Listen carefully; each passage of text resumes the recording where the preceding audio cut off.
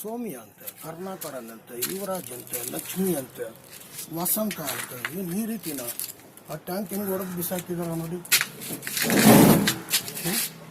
ಹಿಂಗ ಈ ಟ್ಯಾಂಕನ್ನ ಹೊಡೆದು ಬಿಸಾಕೋದು.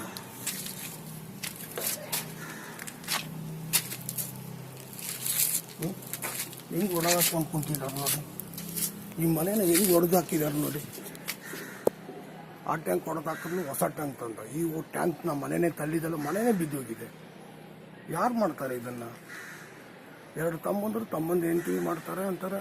ಅದು ಬಿಟ್ಟರೆ ನೀರು ಬಿಡೋದು ಮಾಡ್ತಾರೆ ಅಥವಾ ಪೊಲೀಸ್ನವ್ರಿಗೆ ಹೇಳಿ ಮಾಡಿಸ್ತೀವಿ ಅಂತಾರೆ. ಇದ್ರ ಮೇಲೆ ಏನು ಅಂಡರ್ ಸೆಕ್ಷನ್ IPC 413 ಪ್ರಕಾರ 6 ವರ್ಷ FIR ಮಾಡೋದು ಬೇಡವಾ ನೀವು? ಎಷ್ಟಾಗುತ್ತೆ ಗೊತ್ತಾ ಇದಕ್ಕೆ ನಿಮಗೆ? 3 ರಿಂದ 5 ಲಕ್ಷ ಆಗುತ್ತೆ ಮೇಲ್ಗಡೆ ಪೂರ್ತಿ ರೆಡಿ ಮಾಡ್ಬೇಕಂದ್ರೆ. ಎಲ್ಲ ಸೀಟು ಹೋಗಿದೆ, 3 ಟ್ಯಾಂಕ್ ಹೊಡೆದು ಬೀಸಾಕಿದ್ದಾರೆ. ಕರೆಂಟ್ ಕಂಬ ಗಿಂಬ ಗೋಡೆ ಗೀಡೆ ಎಲ್ಲ ಬಿದ್ದು ಹೋಗಿದೆ. ಮೇಲ್ಗಡೆ ಹಂಗಿದೆ ನೋಡಿ, ಹೆಂಗೆ ಜೋಡಿಸಿಕ್ಕಿದ್ದೀವಿ. ನೀವೇನು ಪೊಲೀಸ್ ಕೆಲಸ ಮಾಡ್ತೀರಾ ಅಥವಾ ಬೇರೆ ಇನ್ನೇನಾದ್ರೂ ಎಷ್ಟು ಲಂಚ ಇಸ್ಕೊಂಡಿದ್ದೀರಾ?